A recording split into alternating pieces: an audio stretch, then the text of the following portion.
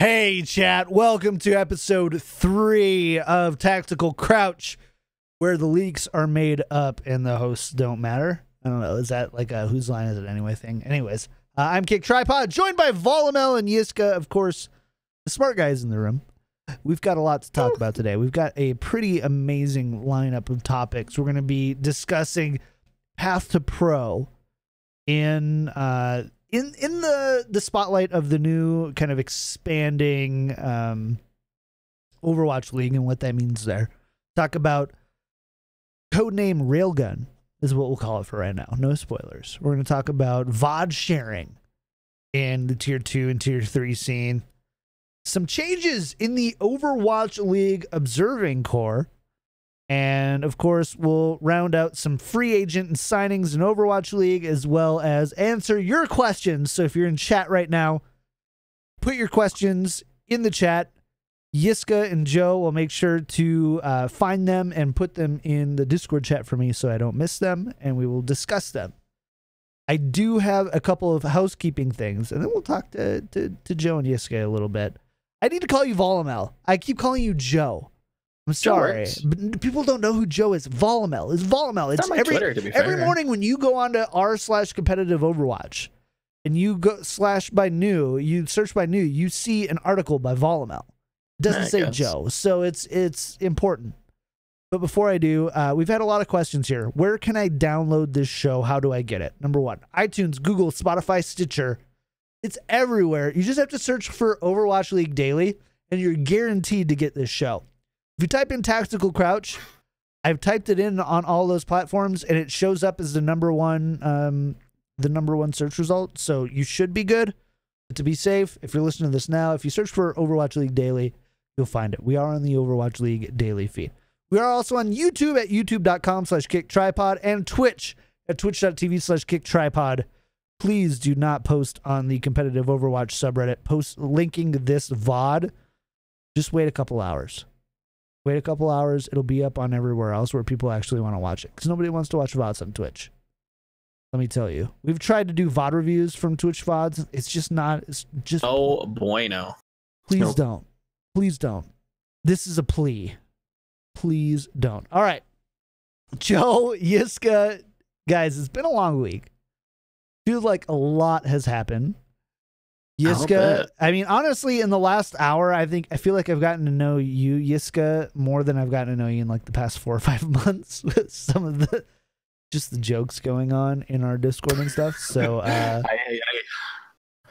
we can't leak that, but no. Yeah, it's no. That link is terrible. If you put a pistol on my chest and go like, either we leak your humor or you have to leak like the entire roster of, I don't know, whatever Overwatch League team, I'm definitely taking that Overwatch team. I'm not going down for that. Yeah. It's actually like, it's scary in a sense because I think I'm more confident sharing fairly personal information than sharing my humor in this. To the public, you should be. Yeah, you should. Trust me. That is the right choice. You have made the right choice, and I thank you for that. Yeah. Because oh my, people aren't ready. You need to like get to know Yiska a little bit. Get to understand the mind. No one understands the mind of Yiska. Not even mine. Like, yeah. Or should I say us 7 in there. Do they all have names? Yeah. It's like split for Overwatch League. Joe, dude, first of all, good to see you, by the way. Yes, you're looking great. It's a nice. Oh, thank you. What hat is that? I don't know. It's something Detroit. I don't know. Something Detroit. All right. Something Detroit related. I thought it fit well with this shirt, so I was like, yeah, let's color code. You can tell how much of a melon he has because he's on the last. Oh, dude, he's on the last two. Let me tell you a funny story. When I was like in kindergarten, right? This new girl who ended up being like a neurosurgeon, I think she's at like U of M and she's doing crazy good things. So shout outs to her. But I remember the first thing she said to me when we went out to like recess or whatever, we were playing like dodgeball or something. She's like, "You have a big head. I'm going to call you Applehead." And that's always stuck with me. Whenever anybody says I have a huge head, I'm like, oh, you're right. But also, let me tell you the story. So, yes, Applehead. I am sticks with going me. to change your little name tag to Applehead for next week. So that's gonna be it. That's gonna Make be it cool. happen. Is that a scoop neck hoodie? So it's like not like a hoodie. It's just like a really comfortable. Yeah, it's just like a long sleeve kind of baggy, chill t-shirt with like a hood. I don't know why everything have hoods now, but because it's comfortable and you look cool. It looks like I'm just rolled out of bed. To be fair, kind of look like I'm camouflaged, like you can barely see me. I mean, if you didn't buy everything in gray, maybe it would. It's possible. It could be. All right. So we're also going to establish another rule for the show. The first 10 minutes, you can just skip if you don't want to hear non-Overwatch talk. That's the best part. I think it's the best part too, but some people are like, give me my Overwatch talk. And I'm like, listen here, Todd. Sometimes we need to catch up. Freaking Come Todd. on, Todd. YouTube commenter Todd. Just hold your horses. All right. Let's talk about today's agenda. We got an excellent question last week on Twitter from @FreyJChris or FreyJChris. FREIJ Chris. Do your best to mispronounce it. I mean, what else? How else would you pronounce that? FreyJChris asked an excellent question, and Joe, you're so wholesome.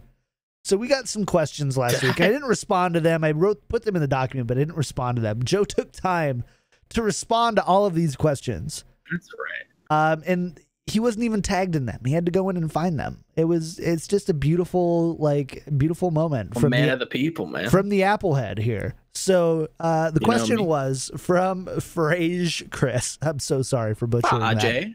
Frage. Should Path to Pro expand to allow more teams and contenders now that NA has 11 franchises who may field academy teams? What effect does the abundance of academy teams in NA have on the amateur scene? Let's take this in two parts. Yiska, I'm going to go to you first. Should Path to Pro allow more teams in contenders now that we have 11 potential franchise who can utilize the academy system? And in your opinion, what effect would it have if your answer is yes or no? So I would say yes, but I wouldn't say it per se for all contenders regions. So certain regions definitely have a higher demand for it. In the past, I would have said Korea. I also am a big fan of customizing the respective tournament in accordance to like possibly the esports culture there, what kind of tournaments they usually run, what makes sense to run, but given their infrastructure and whatever. I'm a big fan of like not standardizing the entire system for every region, because that likely won't fit every region. So for NA specifically, I think it's probably high time that they do that, simply because if they don't, then at some point we will be in a situation where there's so many academy teams where you legitimately don't even have spots for academy teams, if we assume that more Overwatch League teams will join in Season 3, but also that we don't have any endemic orgs in NA contenders anymore. And also keep in mind, it seems to be the case that these contenders teams or these academy teams get an auto qualification. What if the situation isn't as such where you can just buy it or take it from someone, but all those endemic teams want to continue playing? How do you do that, right?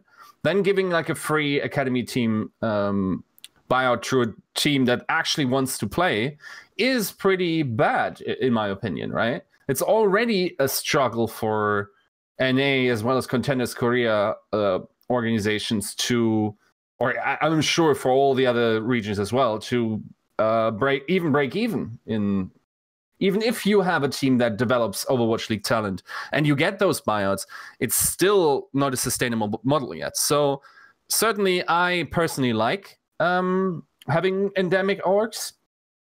And if that requires an expansion of those certain regions, then yeah, I think so. So I want to clarify something, because this was something that we were asked in our YouTube comments, is that we have a lot of listeners who are maybe a little bit newer to the competitive Overwatch scene. So in the contender scene, you can have something called academy teams. And they're kind of, would you call them, Joe? Would you call them like minor league teams, kind of, for specific? They're affiliated with Overwatch League teams. Yeah, that's a good and especially with two-way players now, academy teams are more relevant than ever as far as being affiliated and actually linked to that Overwatch League team. A two-way player can actually play for either the Overwatch League side of the squad or a Contenders League side of the squad. However, I'm not going to go into all the details about what makes someone eligible for that, but just know generally that that's the thing. Joe, one of the key, I would say, dissenting opinions on not allowing more academy teams or more contenders teams just in general is that they're worried that it would lower the overall quality of play. Is that, do you feel that way, or do you think maybe that we would be all the better here in NA to have more academy teams and ultimately more contenders teams? Specifically for NA, I do think that it's an issue, and I think that's kind of the hot button issue that everybody's kind of drawing problems with, is that, you know, a lot of the new teams, well, we're constantly getting more new Overwatch League teams in North America, so there kind of is a want or a need to continue adding contender slots, and I don't think that that's healthy for a number of reasons. But from my personal opinion, I think we should kind of decentralize where you can and cannot have a contenders team. Like I said, I'll kick the dead horse here. You know, if the Valiant wants to have a Brazilian team, if they want to have a team in South America, if, you know, the Boston for whatever reason wants, you know, a Southeast Asian team, why not let them have that? You know what I mean? It removes this whole problem, and it still adds support to other contenders regions, which, you know, need it. But if I can't have that, no, I don't think increasing the slot would do much of anybody any good. It lowers parity. It kind of ruins storylines as well. I think that having contenders teams in open division is kind of interesting. You know, you're giving people a chance to play up against teams that probably should be in contenders. You know, Skyfoxes now, that team looks very, very dominant, very, very good. We're seeing them tested throughout all of open division. They have to go through trials, right? Seeing them tested adds to that storyline if they can make it back, which it looks like they probably will. It adds to that storyline continuing into contenders. So giving more people a reason to watch, adding to that drama, I think is really important. And, you know, watching two 0-40 teams play each other just isn't interesting, and I don't think anybody's going to be really that invested in it. So kind of trying to remove that as much as possible is important. By the way, just to open a second can of worms here, it's like all these teams that weren't academy teams and try to push it off as if that was such an insurmountable difference because you didn't have the resources. That's absolute bullshit. And the best thing I can say about you is that it's good PR. Like teams like LNL, for instance, yes, they obviously didn't have the resources like an academy team would, but at the same time, they had comparable amounts of staff, right? If these guys aren't paid, like, I don't know what you're doing, but I'm not, like, if I'm really interested in something as well as very good at something, my incentive is not actually earning a living from it, right? Newsflash, by the way, some of these academy teams also aren't getting paid enough that they can just do Overwatch. They also have to do other things. How is that different from your day job? I would say that, like, that being a blanket statement is actually quite disrespectful for some of these academy teams where players are still struggling in some sense, right? So, yeah, I mean, good PR, worked out for them, whatever. And then, like, Halo of Thoughts just posted, like, a question, which I can tag on, is like, do we expect more teams like Skyfoxes? Because they, like, announced a couple of hours ago that their coaching staff was going to be huge and whatever. That's just what happens when people want to have an opportunity, right? Mm-hmm. That's like, you can't argue that this wasn't an economic move from the position of LNL when a lot of the staff, at least, made it now into Overwatch League. This was something, like, there was opportunity for them. They basically delayed their salary, whatever they would have gotten, for an opportunity in Overwatch League. And newsflash, there's actually, for 20 teams, there's probably a good chance that you're going to get in there if you have the right PR and the right networking. So I don't know. I don't see it as crucial to have the resources from the get-go. I would even say, if I look at the simple percentage of people that had good networking and didn't have resources, it seems to me it was almost easier to get into Overwatch League than it is for some of those academy teams staffs. Interesting. No, 100%. Yeah, that's a really interesting thought. So I guess this isn't exactly directly related to, well, it is related to the topic that we're discussing here. But I want to get a really clear thought here. Do you think that, let's say right now I think we have 11 maximum academy teams. Mm-hmm. If Contenders NA went, 16 or whatever, do you think that would lower the overall quality of game so much? Because right now, one of the key concerns with the tier 2 and tier 3 scene, and Joe, you and I know, especially from broadcasting these things on Broadcast GG, we get to read these chat comments all the time, is one of the key concerns is that the tier 2 and tier 3 scene isn't really sustainable, not just from like a living standpoint, which you can definitely make arguments either way, that maybe you're not supposed to make a living off of playing on a Contenders roster. Sure. But that it's not sustainable from an investment level from these endemic organizations, which is why we saw a lot of endemic organizations. I would say beginning of 2018, there wasn't a whole lot of endemic organizations left in that scene who didn't get to grab that Overwatch League spot. United, gone. You're talking Rogue, gone. You're talking TSM, never was, I guess, so that's not fair. But is lowering the quality of competition in favor of maybe allowing these endemic organizations back in with more aggressive, I don't want to say aggressive, but more favorable buyouts where there's more profit there from an organization side, in the sense of if your Contenders player goes to Overwatch League, you're making a lot more than you were in season 1 and season 2. Is that going to lower the quality too much to still deter endemic organizations?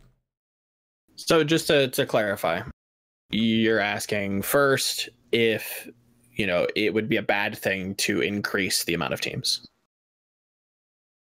Some would ask that. I don't feel that way. I personally, like, my personal opinion, as long as that we are expanding the size of Contenders in increments, I think you have a lot smaller risk of over expanding into these. All of a sudden you have 2 or 3 0-40 teams, because you're adding, a dozen players at a time to a league rather than 4 dozen players at a time.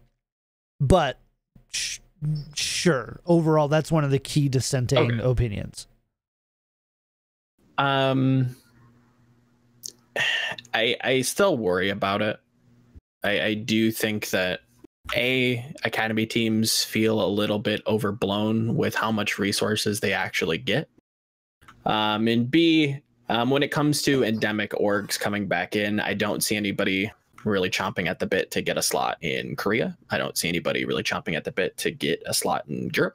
Let's say a Team Dignitas or, G2 wants to come back into the fold, let's say. I don't see them really acting on it. And, you know, again, that could just be my ignorance. You know, I don't have that information privy to the kind of public domain. So maybe they are, but, you know, publicly they aren't really that interested, it feels like. So, you know, coming back to that NA, if we were to increase the slots just because there's so many NA, you know, Overwatch teams being added, you know, season after season, you then kind of get this weird inflation of slots in NA that you don't get elsewhere. So you see teams kind of just flocking to NA to begin with. And I think that removing not adding opportunity to everything would be to every region would be a bad look. I think that like really pushing the NA market is bad enough as it is. And not adding. So if we add 2 slots to NA, you probably should add 2 slots to EU, and, you know, region wide, contenders wide, you probably should just increase overall. You shouldn't just centralize it. Yeah. You know what I mean? Like if we're going to increase NA, then you probably should increase EU. And if you're going to increase EU, then everybody should just get 2 extra slots. And in that case, I don't think that's a good look for anybody. But if you add 4 slots NA, but not anywhere else in the world, then it's like, okay, well, everybody else feels slighted. Then you get more of a dissenting opinion. So I think either leaving it or actually making it smaller would probably do people some good. You know, take a step back to move forward, to make things more interesting, to get more investors involved, to get more sponsors, make it more sustainable. I'm completely on the different side, because good, like already. Okay, so core of the question is, would it lower the level of play? Yes, it would. Is that a problem? What is Contenders for? Contenders is not lowering the resin level of play. I mean, well, lowering the level of play initially, yes, and then you sort of like by dissemination and osmosis have raised the bar of everyone. By the way, I would also change the format probably a little bit around. I wouldn't play round robin, but still at the same time, I don't think that's a problem whatsoever. Like, nobody's really watching Contenders anyway. So but I feel like that's the problem, though. I think that's the biggest problem, is when you have to get people to be interested in this stuff, and adding more, you know, bottom of the group teams to play against each other. You know, a dead week in a sense. Nobody's going to want to watch that to begin with. Adding more people of that is going to 30 and 100 baseball teams play together. Unless they're just hardcore fans of that team, but these contenders teams don't have those fan base. Don't make leagues then. Make it like the Apex format and have knockout stages. Sure. And I think if you want to completely rehaul the entire thing, I think that's fair. Isn't that what kind of open division is? That's what he's saying, is take that kind of that system and then apply it to contenders. Just make it a big tournament. That would be more interesting. To be fair, group play, I don't think I'd have to really gauge the public's opinion on that, and maybe we can get some feedback just through the podcast. But I don't think the public is that interested in the storylines of group play and not like a tournament itself. I think tournaments usually do pretty well. I will also say, and you know, my job as a marketer, you know, that's what I do full time. And when you look at contenders and how it is or is not, quote unquote, marketed, it's really difficult to get excited. Like when you don't know a lot, if you're not an analyst or aspiring analyst or coach or player who isn't eating up all this stuff, why do you care about, you know, Team CC in China, who's the academy team for the Shanghai Dragons, but is struggling and looking to find those, you know, those key players who might be good. You know, like Volamel, you remember when you posted about Gushue and people thought you were riding the coattails of World Cup when you've been watching these guys for 6 weeks straight. There's no dissemination of results, and it's something that we've worked hard on at Broadcast UG, is like, how do we tell stories here? How do we go beyond casting matches, and how do we tell stories? Because right now we're the only ones doing it, at least in English. Well, is it a problem of the format and of the stories, or is it a problem of PR? What do you mean by PR? I would say maybe throw us a tweet like every play day on the main Overwatch account or whatever, or even just the Overwatch League account. I think that only goes so far. I think in the long run, you do need to kind of better explain who this player is, what are they about. And to be fair, I'll give the Path to Pro some credit. They have done that for playoff teams, but is it a budget thing? And if it is a budget thing, I would say I'll be the martyr here. Take 2 steps back, shrink contenders to be able to better make this platform more sustainable to launch these players forward. Having more teams does not do that. The thing is, in my mind, people don't realize that in Contenders Korea, there are legitimately 4 teams always. Every Contenders Korea season, there are 4 teams that could easily make playoffs in the Overwatch League. If people are told this repeatedly, by the way, at every corner that this is the case, but they still don't tune in, they're not really about that life, right? That's not the draw. Honestly, I don't tune into a whole lot of Korea Overwatch, at least live, because the time zones suck.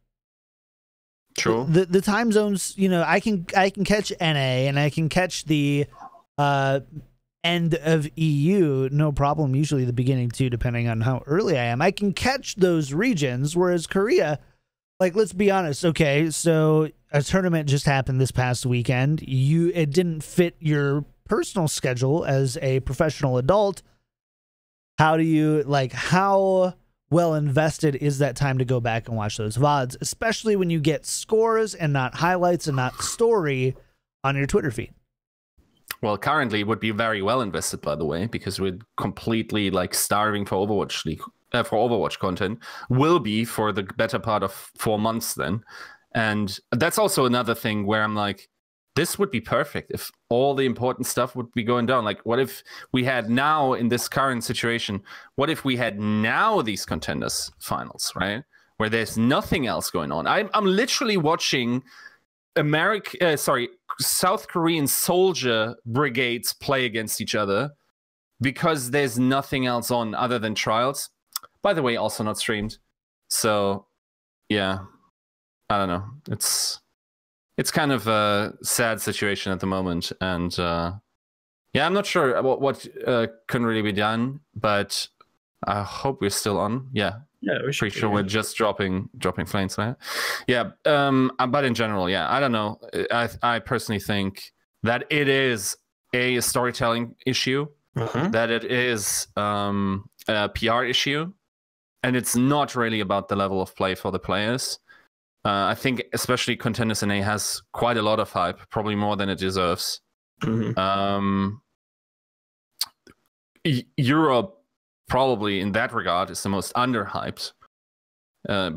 Even though time and time again, European players come out and just show that they're also can easily hang with that type of talent. And then, I mean, even though the other region's pretty much the same, and I don't know if they play the same level of Overwatch, but a couple of teams are in there, right? So I think, yes, it's probably a regionalized thing. It's certainly also the time zones that get into the way. But yeah, at the same time, I already think, in many ways, Contenders Korea is a better product than Overwatch League.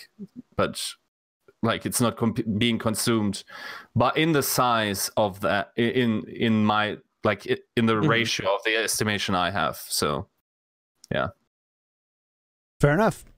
I think we've done a lot of good discussion on the topic. I want to move on for a second because one of our 4 Chinese teams have trademarked a new.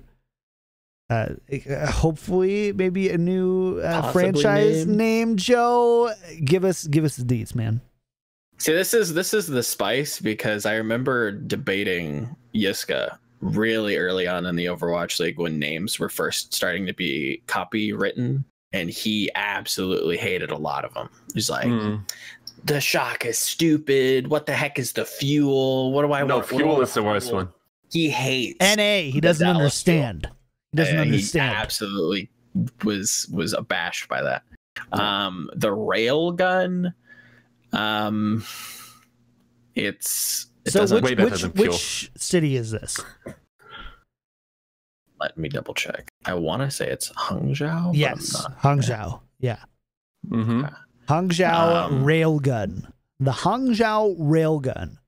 It is kind of a mouthful, but What does a railgun have to pretty do with apathetic. Chinese culture or Hangzhou? That's just my ignorant question. obviously nothing. Or maybe I'm the ignorant one here, but I think it was more towards the gaming culture of, look, we're an FPS org and we're here to shoot way. railguns and stuff. So you're telling me out of like all 12, so in season 1, all 12 of these franchise names Sure. have had a lot to do with either the history of the country in esports or otherwise, and then we just have Railgun. Still way better than Fuel. It's different. Still better than Fuel. But is it better? Incomparably so. But is it better than fish sticks? Yes. Yes. Well, there you go. You heard it here first, Reddit. No, yes, but yes, it the is. thing is, okay, so let's put a little caveat on that, because they ran a Twitter poll, as far as I remember. Not sure how much that is used in their respective region. Keep in mind, I'm not sure how expensive these trademarks are actually in China, or if trademarks do anything in China. But that's a good question right there. That's for a different topic. But the thing is, it wouldn't be impossible for me to think that they just reserved that thing so they could still do it if the board actually decided on it being the final name.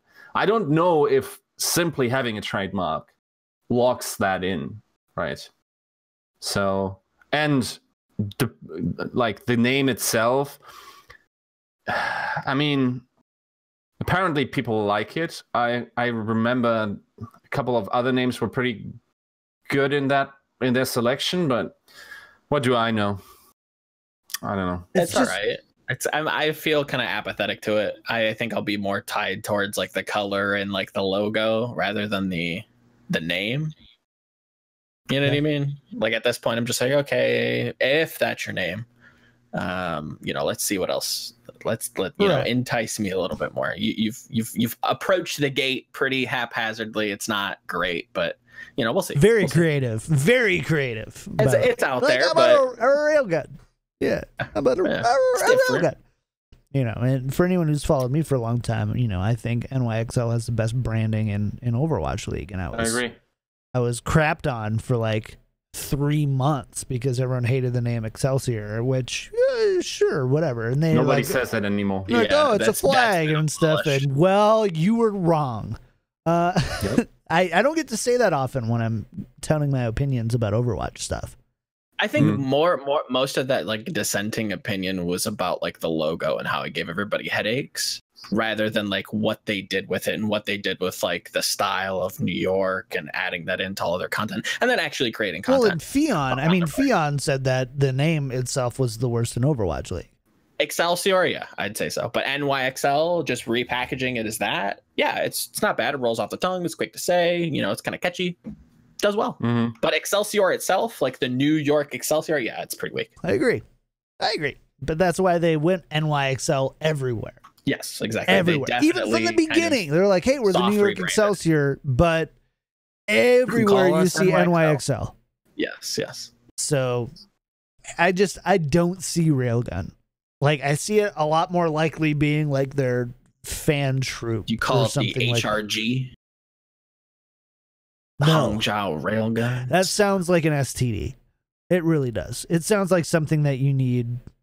Trying to make this cool, man. Come on. Stop comparing it to venereal disease. That you need medical help for. If you have HRG, make sure to call your local Is that like physician. some sort of supplement you get at like Whole Foods or something? Yeah, it's also when you see like the steroid thing at your gym and like they list like the different things, HRG is probably on there. Something you might get at Gold's Gym. Perhaps. Yeah, perhaps. Gold's Still Gym. infinitely better than the D fuel. Come on, let's move up a couple of letters in the alphabet and call it Dallas fuel instead of G fuel. dope dude. Is that a I've never thing? even made that. I've never Is made that a that thing? comparison. That I don't know where. Like, I think you might have had that argument in your head. Yeah, I think you. I think you won. that's Good between the job. seven of them. That's literally the most creative way they could have conceived of that name. The worst alternative is Texas. Oil and cows. Dallas cows. You're lucky they didn't do something with like horns or bulls or Come something. on, man. I mean, they did. super The typical. Outlaws did that. They did, but it was They like did. soft. No, they did. They just did. It's literally a longhorn logo, slight alterations, Outlaws. Like, honestly, that's what Texas is about. everybody loves the Outlaws branding and logo, and don't get me wrong, I understand why you do. Can I get a purple team? I got my green team now. I've been a big annoyance. That's true. You know what? You're right. But give me more purple teams. Give me like a purple. I'm a Minnesota Vikings fan. I don't want more purple. Like, let me tell you, it sucks trying to wear purple stuff around. It sucks. It doesn't go with anything. My field of view is specifically in esports. Name me like 5 blue teams. Name me 5 of any color teams that's not black, blue, or red. Exactly. So get off of that stuff and give me some give me a green, give me like a teal, like start. You could probably find a green. Razor has outside of optic. I mean, Tactical Crouch is green. Okay, but we're not an esports. Razor has sponsored enough Overwatch team or not esports teams. Sure. To be green. Okay, you got 2. How many blue teams? How many gray teams? How many black teams? Get off that. Give me a pink team. Vancouver, I'm looking at you, dog. Give me some pink and blue. That has to be colors. Right. So Vancouver, they're the ones signing Runaway, presumably, right now. Reportedly. Yeah. So you know, if they don't go pink with that, I'm gonna be disappointed. At the same time, if they do go pink with that, I'll be like, you guys are stupid because you guys are only gonna be playing for you for like 3 years max. Whatever. It diversifies what you look like. Sure, they don't have a lot of overlapping colors in the original 12. They don't. There's not a whole lot. And that's been a good marketing tool. I want to see more of that. We've clearly wasted enough time on this. We've clearly invested too much time in this. Tier 2. So this is really interesting. Multiple sources have come forward this past week to bring to light a VOD sharing Discord server that many of the NA trials contenders and even top open division teams have reportedly been a part of. Yiska, I need to hear from you here as our VOD whisperer. Well, that's basically the Apex simulator, right? For Western teams, isn't that what it is? Like having all your bots shared. So, never mind. What is Apex Simulator? You got to tell me right now because I don't have. Well, because back I in didn't the day, write the book on Korea Overwatch. Yeah, makes sense. Back in the day, there were rumors and sort of. I mean, there was some evidence that, especially Dallas Fuel, was kind of cold red with like innovating strategies. Like there was one of those games where they played on, I think it was Hollywood, and they did like a reach around strat, but they also did, it was something like with like the Sombra. It was so like I had never seen it before, and I guarantee you, it was never seen before. But for some reason, that specific Korean team had the pitch perfect answer to that. If actually, I mean, the high probability is that they did make it up on the spot. But if there is a chance, or if it was in fact the case that they got this from having bots shared to them, which was honestly, I think a lot of Western players have communicated that suspicion, that they were often like seemingly cold red, so to speak. That's basically the Apex simulator in terms of like having to play as if your bots were always known and still beating the enemy team, right? So I have to say it is inherently uncompetitive, and I think you should be ashamed of yourself if you actually use these bots. I remember, for instance, great sportsmen, like for instance the Fusion. I remember that one, even though I now have to bring up that painful story again. Is when they found out that there was a way to get match data from other Overwatch League teams that one wasn't supposed to be able to get, they went public with that and clearly said, we're not going to use that information, but please be aware. It would be very easy for them to use that to probably an effective amount, I would have said. This was obviously very quickly fixed, also in combination with BZ at the time, so there weren't any further breaches or anything of that sort. But yeah, I think that's what you should be doing. If that is being offered to you, go directly to the officials of contenders and you disclose that, and then you maybe even try to find out who's disseminating these VODs, because that's just like really unbecoming of someone that is fighting for his life to get into Overwatch League. And you also let me just say also for yourself, you don't want to earn it that way. It won't feel as rewarding, right? But yeah, that's just me maybe. Yes, guy, I have to ask you a follow-up question really quick before Joe. Sorry, I didn't mean to cut you off. You're good, dude. No worries. Sorry. What type of VODs are these? Are these game VODs? Are these scrims? Scrim VODs, yeah. But I thought that scrims didn't matter because I scrim, therefore I go ham. True. That's exactly why they matter, though.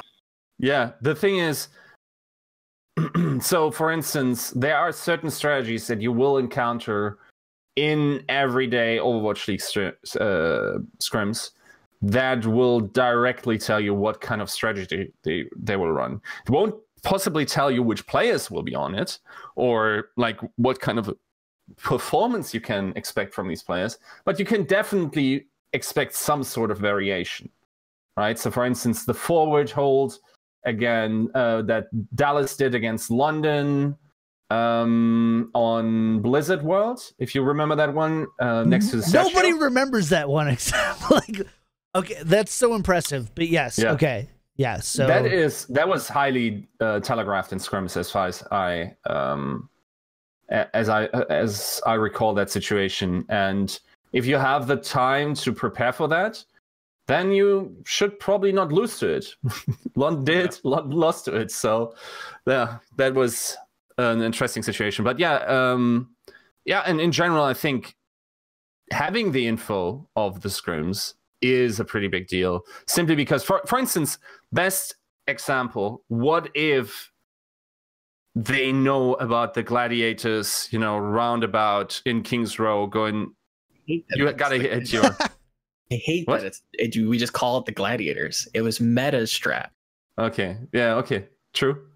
But yeah, if they know that's coming, so yeah, if that's coming, then I mean, there's also something to be said. Yes, like even if you didn't invent the wheel, if the guy that invented the wheel dies of scurvy, and you you get to get that thing out of the ground and say, "Wow, that's round. I did that." Then it's yours. Yeah, timestamp it. This is America. Timestamp it. I actually am. I'm typing it out right now, which is why I know I can see you typing. I'm like, all right, what time is this? Because this is gonna go on the Twitter. Yeah, that's going to Twitter right away. Like what? Another one of Yiska's but I agree, analogies. Yeah. If you do popularize it, I can't blame it, but it's just like, dang you kids. Yeah, I get it. You're the hipster of Overwatch. Yeah, Volamel. Very much. Yeah, I get it.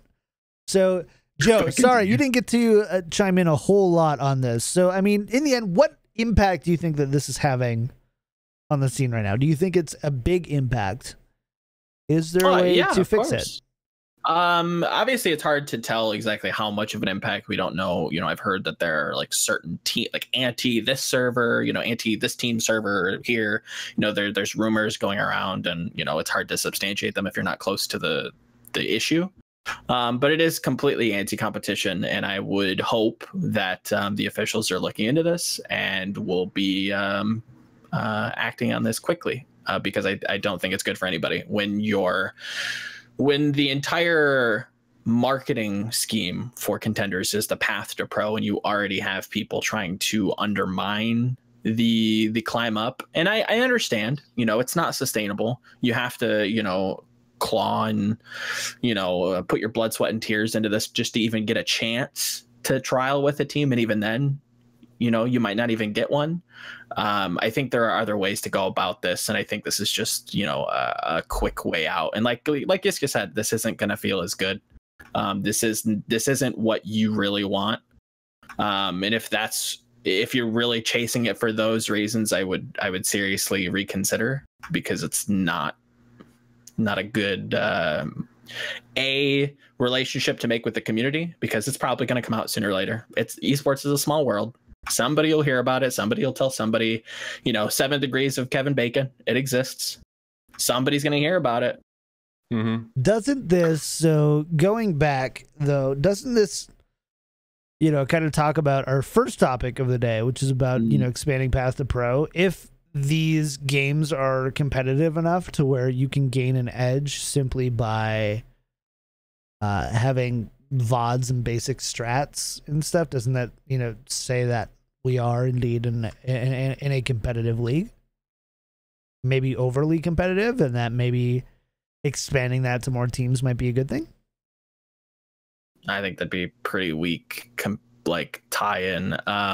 If I had a VOD, if I was, for example, let's look at last season of NA, right? If I'm XL2 and I need Skyfox VODs, you'd probably be okay. If I'm Envy and I need bi-week VODs to really pick them apart, I think I'd be okay.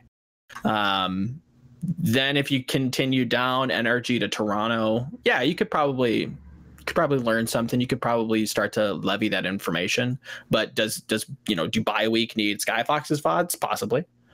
Does GGEA need Senkid win VODs? Possibly. Probably not.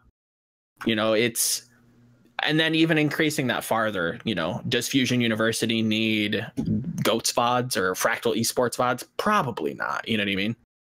Like increasing that farther. I agree with you, by the way. Just on a mechanical level. That's fair. But I just don't see it really mattering too much. I think it definitely harms more than it's worth, just sharing information like that, specific. And that's the thing, is it feels like it's structured. Again, I have no idea. I don't claim to know, but it feels like it's the rumors has it that it's structured. It's like, oh, we don't like this team, so we're gonna try to produce as much information about them as possible, so that everybody has like a team report on how to beat this team. It's just like, so let's go to the flip side here. Let's say so something, and this isn't directly correlated, but Joe, this is something you and I have had to deal with Open Division and Contenders Trials even. There are teams that don't want to be streamed simply for fear of quote unquote VODs being leaked. Do you think that that's okay? Do you think like there should be should all Open Division teams at least have a recording of their VOD that they upload to a centralized server not for scrims? Keep in mind, this is different, not for scrims, but for their actual physical matches. Probably. And if not, what should be done to players or coaches who are caught doing this kind of VOD sharing, having VODs that they haven't been authorized to have? That's the thing, as I don't know exactly what you could do. I mean, you can ban them. You can ban them indefinitely. Is that too tough? Indefinitely, yeah, probably. I mean, DeFran's coming back in season 2, so I mean, reportedly. Yeah, I definitely understand where they're coming from. You have to try everything you can to get to the top. But I think that's just really underhanded, and it ruins you're actively trying to poison the well.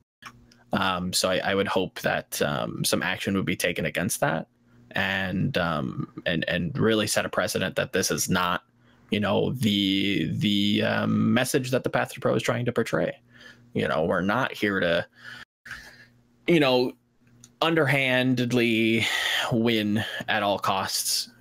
That's not good for anybody. It's not good for Overwatch League. It's not good for Overwatch in general. It's not good for esports. So trying to remove that as much as possible. How severely should they be punished? I don't know. Season ban first offense. Give them a season off. Yeah.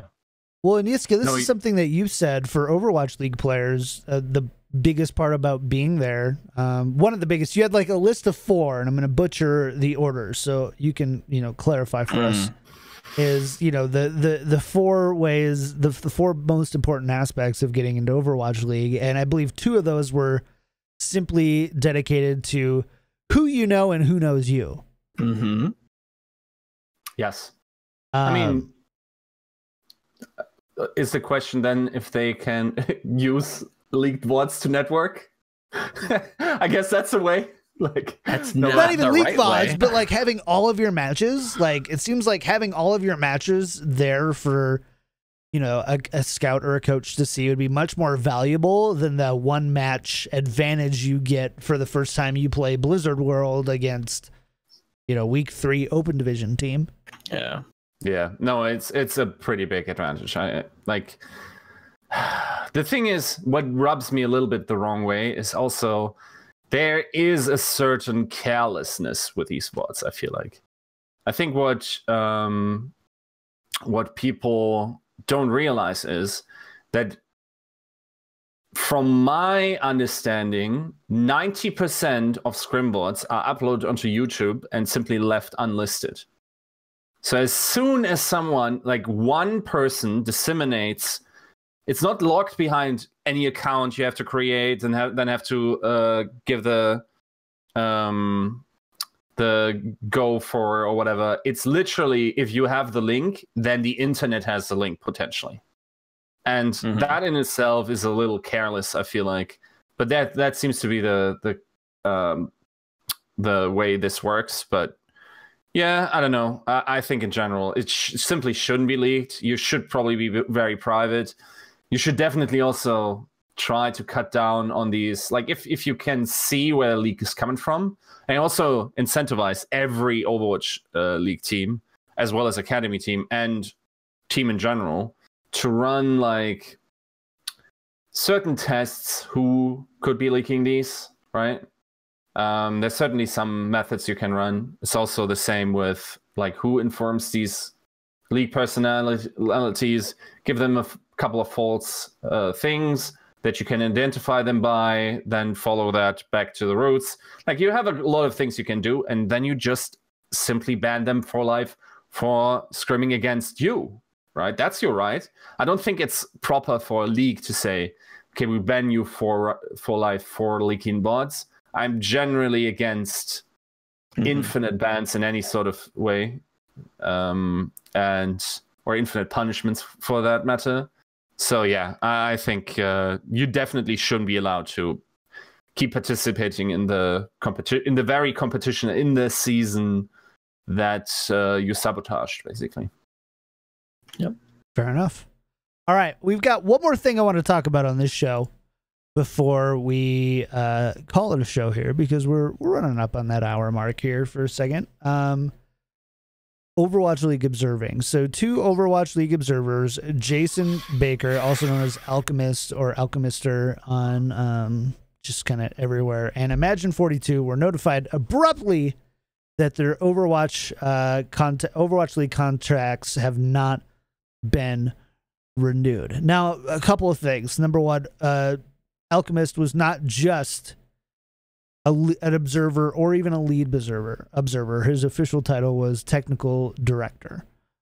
And then Imagine42, later on in one of his tweets, Jason had said that, how free cam works in the observer client is basically thanks to Imagine. So there's two people who have, made incredible contributions to the Overwatch League team not being renewed for season 2. Yiska, I need to ask you, do you have any hot takes here. What are your thoughts and feelings on this? Your emotions. I know you're a really emotional guy. Oof. I know you've got lots of emotions about this. What, you know, kind of what are your which I don't realize until I've vocalized them, I suppose. Started crying in the shower. Yeah. So tell me, what are your thoughts on this? So my first thought is, what a bad move. Like, so I always thought that Apex observing was sort of overhyped. Glad you said that, because that was going to be my next question. So, yeah. Well, I think there's a big nostalgia part. I think they have some couple of iconic moments with their observing. I think they messed up a load of stuff as well. I think people conflate what great production and great observing was, and therefore assumed because the production was great, it must have also had great observing. Don't think that's the case. I think at the time when the community was criticizing it, I didn't personally have a problem with it. As big of, or not a big one, I understood the criticism, sort of. I think they tremendously improved on that. I think that when I read... okay, here comes the emotion.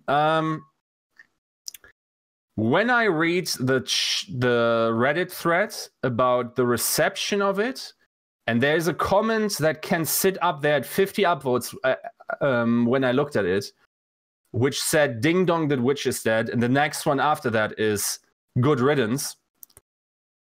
You're like, the community just deserves all the rotten shit that is happening to it right now, and which you are so incredibly ignorant to. You guys have no idea what's going on behind the scenes, but you act as if you can. And in this very specific case, everyone who does know tells you that he's a massive fucking upgrade over anyone you could hire, and you still don't believe them. I guess you're just an expert from watching the Overwatch League stream then. I don't want to interrupt you. Can I just like let just something out here for a second? Sure. I responded to one of the comments that said that the observing in season 1 was the low point. I actually responded to this on Reddit. I felt so bad, and I said, "You were the low point of season 1." And I just left. So I'm pretty pissed about that too. I'm right on your page. Sorry to interrupt you on that, though. Continue. Yeah. The thing is, okay, so keep in mind, your job description likely isn't, as a technical director, give the community the product that they want and demand at every single point. Your job description is, here's a list of things we want you to do. 30% of those you won't agree with, but you still have to do them, because that's called having a fucking job. And there goes the clean tag, boys. My bad. And like, to then assume that this is all on him, yes, certain responsibilities have to be taken by him naturally, but I don't know how hard people have to tell you through the grapevine that there are certain restrictions in which way this, like, people high up want this to be done, and how much responsibility is there. Then again, I guess there's no face you can put to them. So, like, the next guy then is Alchemist, right? Like, that's a guy that's responsible for... No. He actually isn't. He's responsible for the things he does within his constraints. The fact that you don't know about these constraints, think you know, won't accept that input from anyone else in the community telling you that he's a master within these constraints. I don't know what to tell you at this point. You just have to stay ignorant, and you're deserving the scene you're getting. That's basically what I'm going to say about this. Nope. Joe. But I will say, you know, I'll jump in. To disseminate a lot of what people say on Reddit, because I did kind of take a gander at that whole thread, or at least a sentiment Did you see from my it. Comment? I can't say that I did. It was a quick glance just to kind of take a few little points and just to see how most people were talking about it.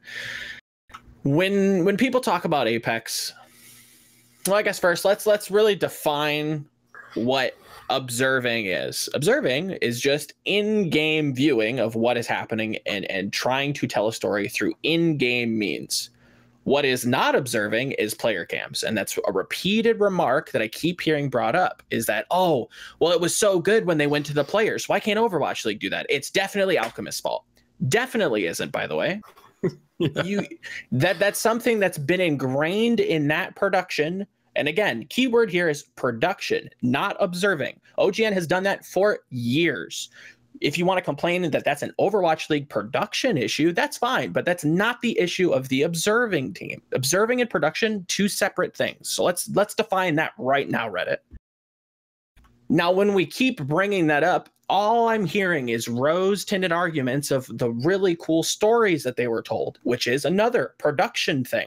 If you have an issue with what Overwatch League gave you as a story, talk to the Overwatch League. Do not talk to the observing team. That's like asking the garbage men, what, why are the streets so messed up? Why would they know? They're the garbage people. They pick up your garbage. Why would they know if, where my tax dollars are going? Yeah. You're arguing to the wrong crowd.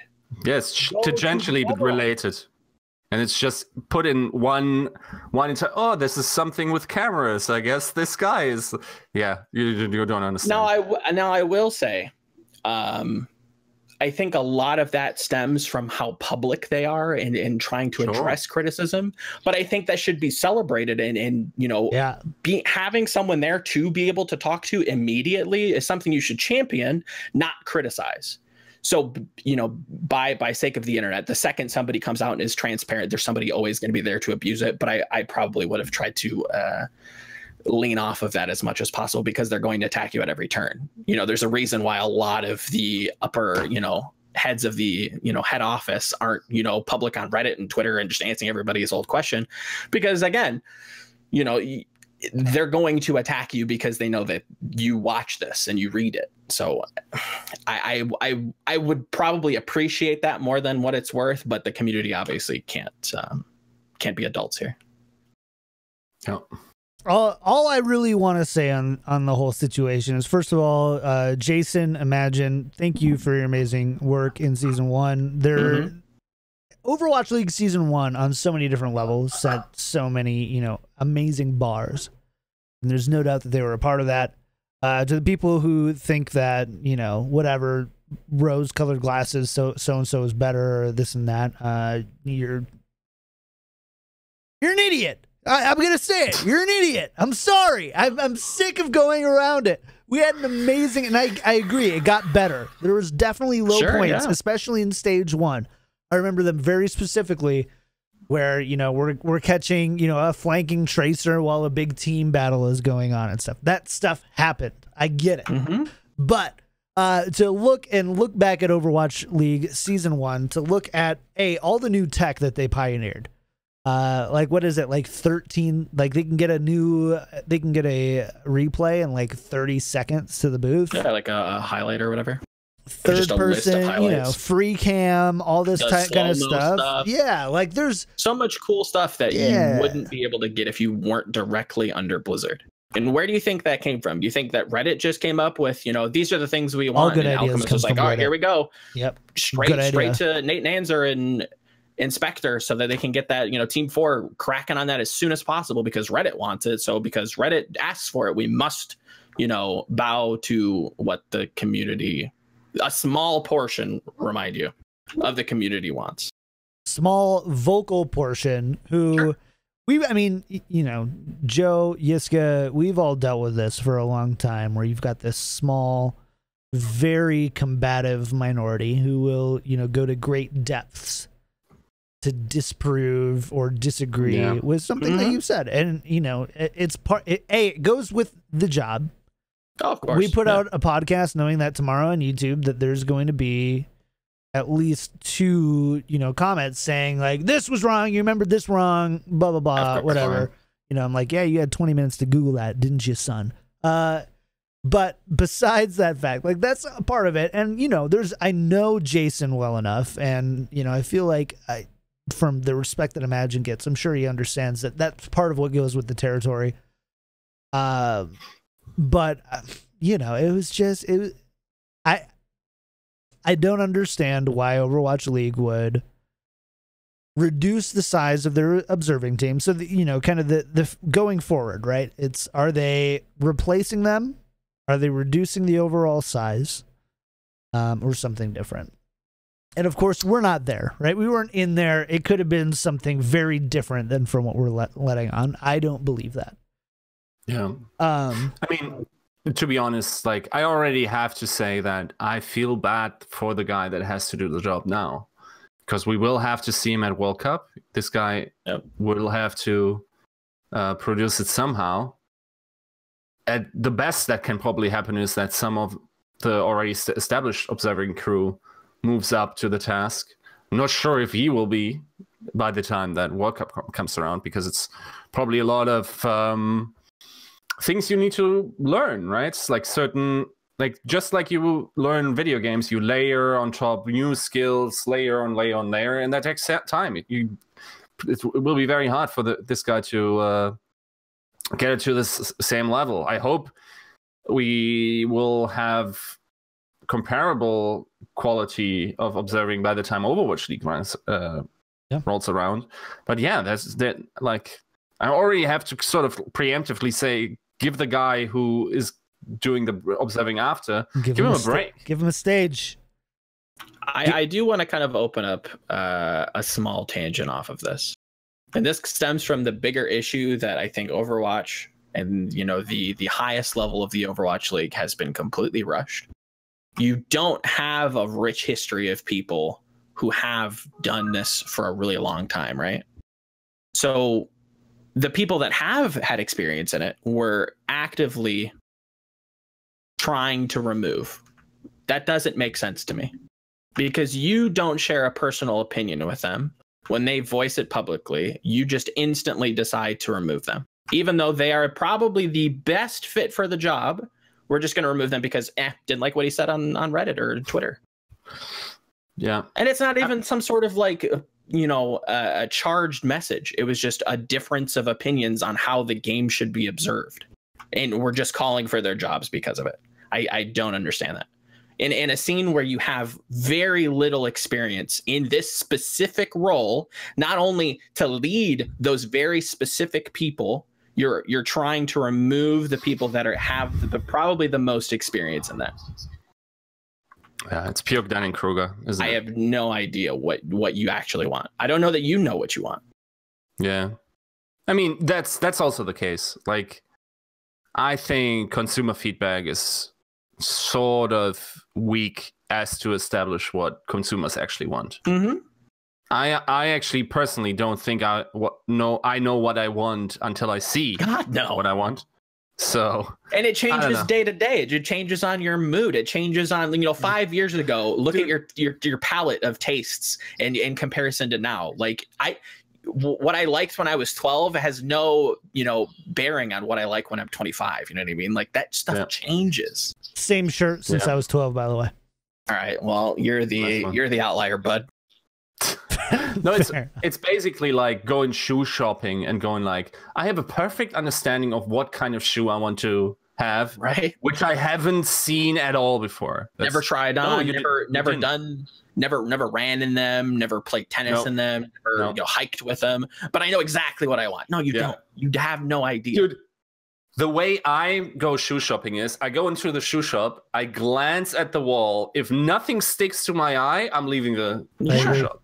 And then even if they do, it's like, okay, you've passed the first trial. Now I'm going to try you on, you know, just to see how do they feel. Oh, don't like them? Okay, I put them back. I have no idea what I want. And you have no idea what you want. To extend that even further, you go to the shoe shop, you don't see anything that sticks out to the wall. How likely are you to say to the store manager, hey, I really love the shoe selection you have? Yeah, true. Yeah. Should not, the manager of the store be fired because I didn't see what I liked on the wall? Anticipate my needs. Yeah. No, obviously not. And that's kind of what it feels like, is you have, you know, some highlight, you know, I would say amazing observing throughout season 1 as a whole. Amazing observing, amazing experience watching Overwatch. just from a game perspective, ignore all the other stuff, the death segments, all this stuff. Just from you're in the game, cut everything out. Amazing experience overall. Could it be improved? Sure, absolutely. However, and I think this is the important distinction, for 40 games times what? 12 teams, right? 40 games times 12 teams. No, it's not how it works. I don't want to do the map because you have to divide it by 2 again. It's a lot of games. It's a lot of games. I had some great, great spectating experiences. I enjoyed watching the games. But I didn't get the sweet nana boost in the air to the Genji going into the Graviton that one time in Apex that everyone remembers, and that's why they're the gods of Overwatch observing. Because I didn't get those pair of Air Jordans that really stuck out to me on the shoe wall. Like, it doesn't mean that it wasn't an amazing experience overall. Yeah. No, 100%. And I'll end this with like two kind of closing arguments, right? Great. You haven't treated yourself to how bad some of the other contenders regions are. If you think the Overwatch League is the worst thing you've ever seen in your entire life, you haven't seen bad observing. It's very difficult to go to a contenders region. Even NA has issues with this. Even EU, China, don't even get me started on them. South America, it's gotten better. But it's still, a small crew. You haven't seen bad observing. It's so difficult to actually disseminate information, or even get a sense of a story in those regions that you have no case study to draw from. You just don't like this because it's not Apex. Again, rose tinted argument. And B, the game itself is so difficult to catch everything that you're not gonna get it all. You're just not. So you have to make a hierarchical choice. Do I catch the Grav? Do I get the Pulse Bomb? Do I get the Dragon Blade? Which one can I show? Because I'm sorry, you don't want me to flip through all 3 of them as they happen, because you will get seasick and vomit out your window. Joe. By the way, just real quick. I see this argument being brought up that these amateur tournaments, for instance, that ZP casted recently, like these private tournaments, are somehow better spectated than the Overwatch League. Guess why? If that's your opinion, like, I can't argue with taste. I can tell you, though, those tournaments definitely don't have the restrictions that are laid upon the Overwatch League. So what do you mean by that? What do you mean by restrictions? Well, I don't know if I can say concrete stuff. But you're told from a boss that they want more of this. I want more third person, let's say, or I want more free cam. Yes. Well, if the situation doesn't call for it, I'm now shoehorning a style of observing. It would be like for Hastro to come to the Dallas Fuel and say, I want more quad tank play. Well, Hastro, the map doesn't call for it. Yeah, but you're going to do it anyways because I told you to. It's that overreaching that it feels like is happening more than, we trust you, do a good job. It's all, we want more of this because we think we know better. That's what I'm getting from this whole kind of conversation. If it's a guy from the MLG team, that's fine. I think they have the expertise,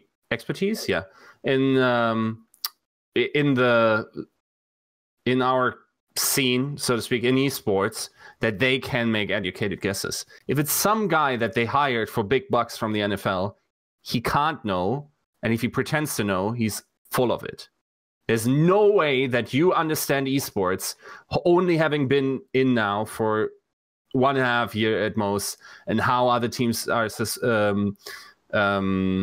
how other games are being spectated, what fans actually want, how esports is primarily not a team movement, but an individual movement, so to speak. So like a unit made up of teams. If you don't know this from the history of esports, you're not going to get that feeling for the community in 1.5 years, for most of them probably even less time. So I would definitely listen to Alchemist over these types of guys. And that's the thing, again, I don't think people realize is that he has experience with other games. Like, obviously, we should wear our resumes on our chest. He was with E-League. He was with, I believe, and maybe he can correct me if I'm wrong, but I want to say he was with MLG back in the day doing WoW stuff. Yes. Like he's done this before. He's worked with CS, how to spectate CS, what to do there. He's laid that groundwork. You're shooting yourselves in the foot if you think that he was the problem. I'm sorry. Every other scene that he has come from considers him a legend. And but apparently, look what kind of send-off we gave him. It's very shameless. And to be fair, you could definitely make the argument that Overwatch is the most difficult game to spectate. Oh, 100%. Of any esport. There's nothing that I can think of that's more difficult to spectate than Overwatch. We had an amazing Twitter thread between Alchemist and Seamoose talking about all the difficulties of stats and spectating and all the different important there's not a real decision making in CS:GO of like you look at the positioning of the players and you find the one that's most likely to get a kill at this time, to have an action at this time, and then you spectate them the best you can. Do you get a flanking tracer? Does it give you a really good idea? Does it tell a story differently than, because arguably you could say just follow the main tank, right? Just spectate the main tank, guys, because that's where the main fight's going to be. But that's not how Overwatch works. That's not how you spectate Overwatch. In fact, that's how you get really crappy Overwatch spectator experiences, even if you have less of a qualm with it, I guess, because every time you spectate a Winston and, I guess I kind of got it, but I missed the story, it's very different than anticipating a big tracer play in the back line that, tells an amazing story, but they end up, backing out because the shot caller says, no, wait, we don't have this ult or something like that. Sure. So it's also like just the idea of, okay, so, guys, okay, it took a while, but I figured out how I can observe traces on flanks. I figured out who is great on flanks, who gets those one clips that everyone wants to see, those like very impactful kills, and I figured out when they happen. I have a really like intuitive feel for it. What's that, Jeff? What do you say? Brigitte? Is that how you gosh darn, I guess I don't understand the meta anymore. Let's start from scratch. What is it? Goats? Oh, yeah, okay. So how do we make that? Like, all right, throw everything we had out the window. Try to relearn how to observe. Oh, wait, next season's going to have a new meta too? Wow, it's like... It's 3 days before the stage starts, and we still don't know what patch we're playing on? Don't even get me started on that. We won't go there. That's like painting the Mona Lisa on an Etch-a-Sketch, and like there's always like a kid going like... Yeah, you're just on an earthquake-prone island, and it just keeps shaking and erasing the Etch-a-Sketch every 30 seconds. It's like, well, guys, I'm trying to work here. No, we need more. We need more nuance and the table's a magnet as well, so it's just you're not gonna make it happen. All right, this is fun. This is a good show. I'm really glad that we got this one through. We gotta get out of here though. So, number one, first, thank you everyone who tuned in for episode 3. We've done this 3 times, and thank you for your thoughts, your questions. Twitch chat. Twitch chat, if you have questions, I don't know if we're going to be able to fit you in, but if you got questions, the Twitter's below. Hit us up if you got specific questions. Yes. We might have to cut that out this time, but this time we're always open. We're always here. We always did. I did get an email from Josh H. Got your email today, and we will discuss it next week. I apologize. We were going through the end again. We're going to answer those emails. Yes. I promise. This is something that will absolutely happen. So make sure to send us your emails. You can find us everywhere that you would normally find Overwatch League Daily. So on Twitter at OWL Daily Show.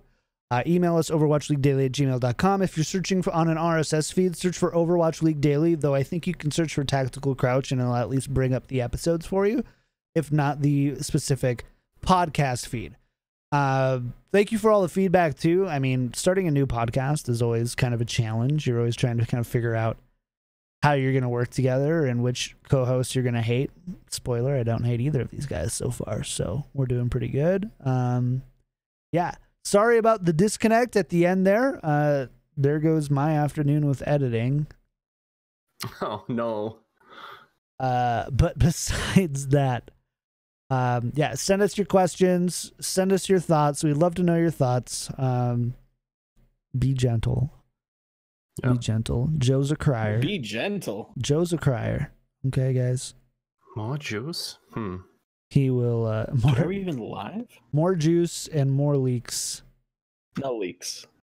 You'll More get enough leaks. leaks.